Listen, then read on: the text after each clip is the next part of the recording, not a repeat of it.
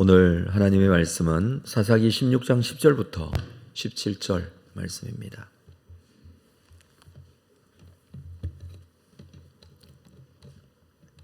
사사기 16장 10절부터 17절 말씀을 한 절씩 교독하겠습니다. 들릴라가 삼손에게 이르되 보라, 당신이 나를 희롱하여 내게 거짓말을 하였도다. 청하건대 무엇으로 당신을 결박할 수 있을런지 이제는 내게 말하라 하니,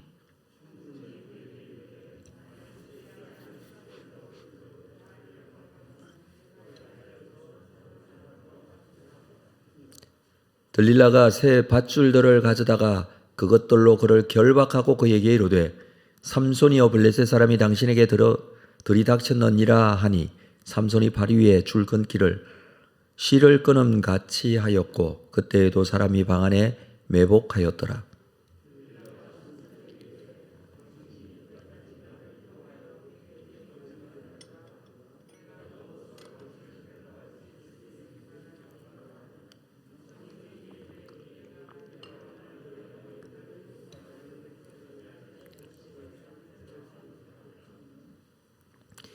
들릴라가 바디로 그 머리털을 단단히 짜고 그에게 이르되 삼손이여, 블레셋 사람들이 당신에게 들어닥치느니라 하니, 삼손이 잠을 깨어 배틀의 바디와 날씨를 다 빼니라.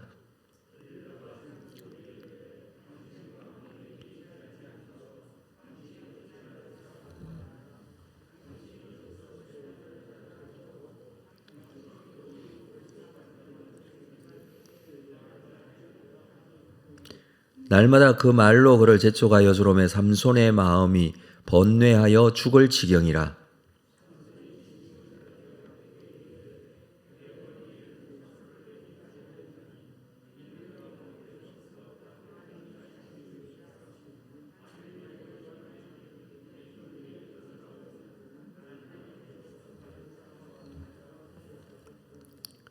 아멘.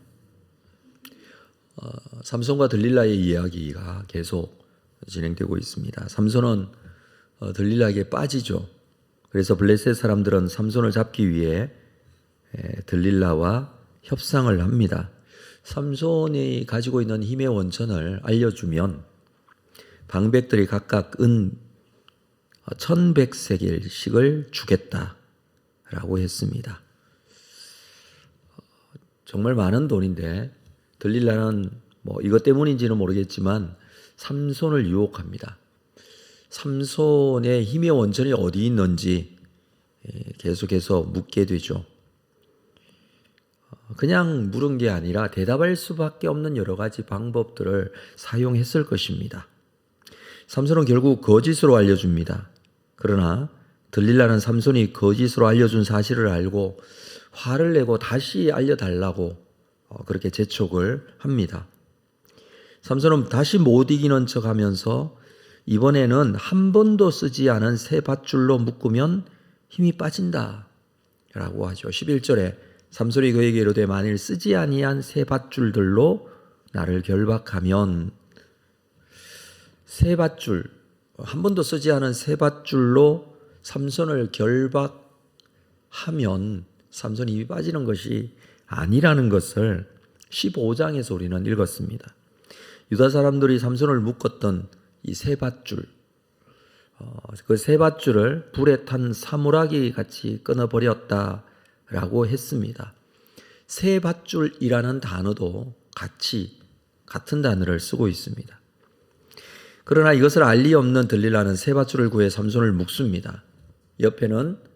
옆방에는 블레셋 사람들을 대기시킵니다. 그러나 새 밧줄은 삼손의 힘에 어떤 영향도 미치지 못하죠. 두 번이나 쏘건 들릴라는 삼손에게 더 강력한 압력을 가합니다. 삼손은 다시 그녀를 놀릴 생각으로 자신의 머리 7가닥을 배틀의 날실에 섞어 짜면 된다라고 말합니다. 들릴라는 다시 삼손이 말한 대로 합니다. 그러나 이번에도 효과가 없었습니다. 사실이 아니기 때문입니다. 그렇지만 이 세 번째 삼손이 말했던 이것은 처음으로 머리에 대한 언급을 하고 있습니다. 그냥 놀리다시피 하는 말이 진실에 가까워지고 있다라는 것이죠. 삼손은 지금이라도 이 들릴라를 떠나야 합니다. 지금이라도 늦지 않습니다. 그러나 삼손은 그녀와 놀아나는 것에 재미가 들려서 떠날 생각을 전혀 하지 못하고 있습니다. 3번이나 속은 들릴라 삼손을 가만두지 않죠. 그래서 더욱더 삼손을 괴롭힌다. 16절에 보면 날마다 그 말로 그를 재촉하여 조롱해 삼손의 마음이 번뇌하여 죽을 지경이라. 이 말을 계속해서 듣고 있는 삼손이 마음이 번뇌하여 죽을 지경. 여자가 남자를 괴롭히면 남자는 참을 수가 없습니다. 매일매일 들릴라는 삼손을 들볶았다라는 것입니다. 얼마나 시간이 지났는지는 알 수 없지만 삼손은 귀찮아 죽을 지경이 되어서 진실을 말합니다. 마치 악한 재판장을 귀찮게 해서 판결을 얻어낸 과부의 이야기 우리가 알고 있습니다마는 들릴라는 삼손이 원하는 것들을 다 들어주면서 아마 삼손에게 이 말을 할 수밖에 없도록 만들어낸 것 같습니다. 그러나 삼손이 원하면 이번에도 얼마든지 들릴라를 떠날 수 있었습니다. 그녀에게 들볶여 마음이 번뇌하여 죽을 지경이 되었다면 여기에 꼭 있어야 할 이유는 없습니다. 집으로 돌아가든지 아니면 다른 곳으로 가든지. 두 사람은 결혼한 사이도 아닙니다. 그러나 삼손은 그녀 곁에 머물고 있으면서 괴로워합니다. 떠나면 되는데 떠나지 못하고 마음이 번뇌하고 죽을 지경이 되었는데 힘들어하면서도 있습니다. 이게 괴로운 것인지 알고 있습니다. 하지 말아야 될 것인 줄도 알고 있고 참 그럼에도 불구하고 계속 있는 것. 삼손은 자신에게 임할 불행에 대해 누구를 원망할 수 없습니다. 왜냐하면 이 많은 기회들 떠날 수 있었던 이 이야기를 나에게 묻는다는 것은 내가 여기 있으면 안 된다라는 것을 삼손은 충분히 알고 있을 것입니다.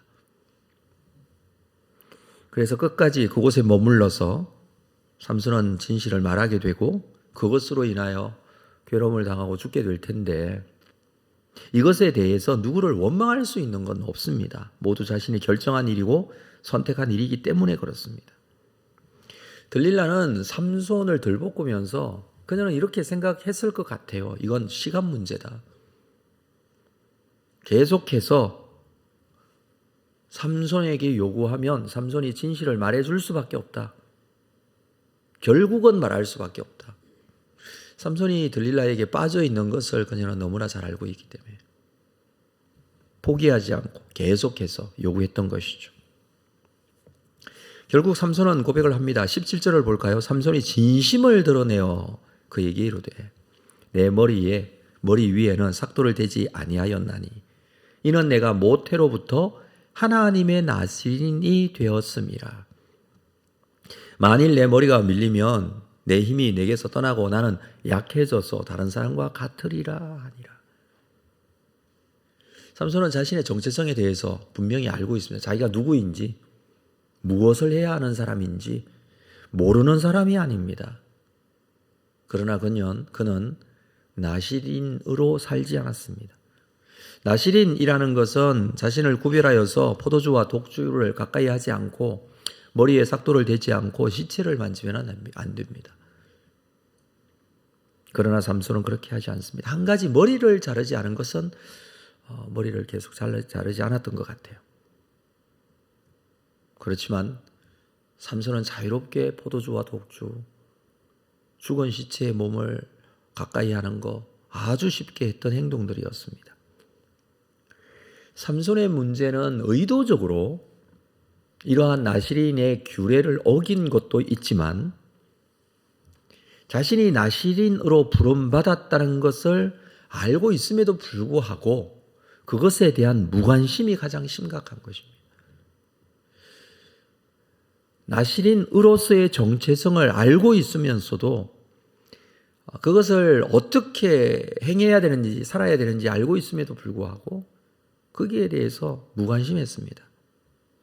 자신에게 나실인으로서의 소명이나 사명이 아니라 나실인이라는 것은 자기가 힘이 센 이유가 될 뿐이에요. 힘을 사용하는 일에 도구로 쓸 뿐이에요.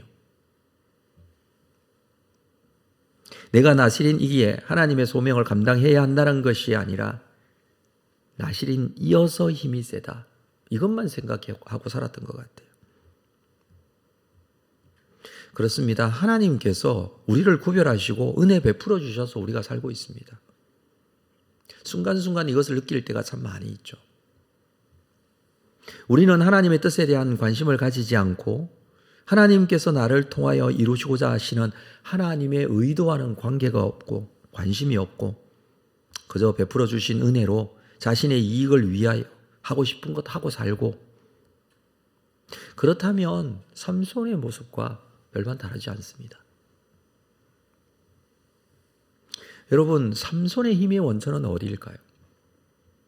어떻게 그렇게 힘이 세고 많은 사람들을 죽일 수 있었고 블레셋을 괴롭힐 수 있었을까요? 머리가 잘렸기 때문에 삼손은 힘을 쓰지 못하고 결국에는 블레셋 사람들에게 잡혀서 죽게 되니까 삼손이 힘의 원천이 머리카락에 있다라고 말하는 사람들이 있습니다. 그렇습니까? 머리카락 때문에 삼손이 힘이 셀까요? 그렇지 않죠. 하나님께서 그와 함께 하셨기 때문입니다.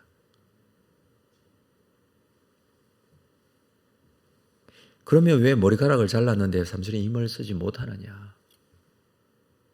하나님께서 그 힘을 주시지 않기 때문입니다. 우리는 머리카락이나 삼손이 가진 힘에 관심을 가질 것이 아니라 하나님, 그분이 나와 함께 하시고 나를 붙잡고 계신다는 사실을 우리는 잊지 말아야 합니다. 삼손은 자신이 나실인인 것을 알고 있었고 무엇을 해야 하는지도 알고 있었지만 세상에 취해서 눈에 보기에 좋은 것만을 쫓는 삶을 살다가 사명을 잃어버린 겁니다. 세상에 너무 빠지다가 보면 내가 해야 될, 감당해야 될, 하나님께서 나를 불러주시고 나에게 맡겨준 나의 신분에 대한 정체성뿐만 아니라 내가 감당해야 될 사명에 대한 정체성도 우리는 잊지 말아야 합니다. 그리스도인들이 신분에 대한 정체성에는 분명한데 본인이 누구인지 하나님께서 어떻게 구원해 주셨는지 분명히 알고 있는데 맡겨진 사명에 대해서는, 부르신 직분과 소명의식에 대해서는 세상적인 것이나 자신이 가지고 있는 관심에 빠져 하나님의 뜻에 무관해지는지 아니면 그것을 잊어버리든지 그렇게 하는 경우가 많이 있다는 것입니다. 오늘 이 아침에 우리 자신을 다시 한번 돌아보면서 베풀어 주신 하나님의 은혜에 감사하고 주신 하나님의 구원에 대한 하나님의 자녀로서의 정체성은 분명히 가지되 내가 감당하고 불러주실 때에 맡겨주신 사명 잊지 않고 주님의 은혜로 감당하며 주의 뜻이 나의 삶 속에 이루어지는 귀한 삶, 복된 삶이 우리의 삶이 될 수 있기를 주님의 이름으로 축복합니다. 기도하겠습니다. 하나님 아버지, 다시 한번 주의 말씀을 붙들고 주님 앞에 자신을 세웁니다. 이 아침에 하나님의 음성을 듣는 우리가 내가 하고 싶은 것만 하는 그런 삶이 아니라 하나님께서 맡겨주신 그런 삶에 대한 하나님의 음성을 듣고 주님 앞에 쓰임받는 인생이 되기를 원합니다. 베풀어 주신 은혜가 있음에도 불구하고 나와 함께 하시는 하나님의 손길과 하나님의 능력이 있음에도 불구하고 내 눈에 보기에 좋은 것에 행동하고 사용하고 낭비해버리는 그런 삶이 되지 않게 하시고 정말 하나님 앞에 쓰임받을 수 있을 때에, 하나님께서 나를 사용하시고자 하실 때에 내가 하나님의 뜻 가운데 사용되어지는 그 사명을 감당하는 귀한 은혜가 우리에게도 있기를 원합니다. 하나님, 오늘도 주의 뜻대로 주님께서 주시는 마음으로 기도하는 귀한 시간이 되기를 원하오니 오셔서 우리의 심령의 주인이 되어주시고 나에게 친히 말씀하심에 대한 확신과 믿음을 가지고 귀하게 쓰임받는 한날이 될 수 있도록 인도하여 주옵소서. 예수님의 이름으로 기도합니다. 아멘.